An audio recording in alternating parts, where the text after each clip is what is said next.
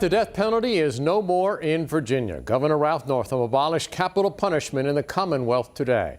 We are now the 23rd state to do so. Thanks for staying up with us tonight. I'm David Allen. And I'm Nicole Livas. Eugene Daniels spoke with advocates who have been pushing for this moment and breaks down what it means for Virginia.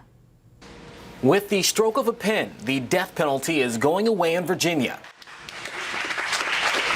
Governor Northam signed the historic legislation Wednesday.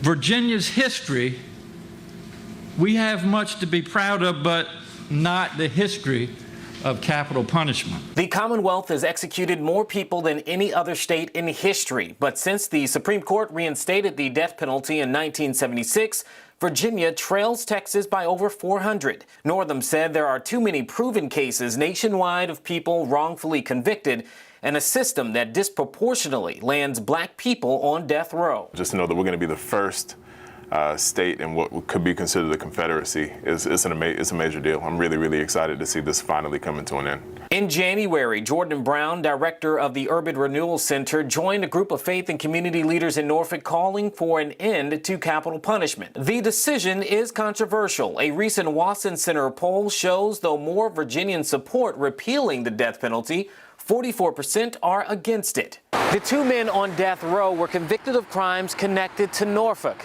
and that includes the 2005 shooting death of police officer Stanley Reeves.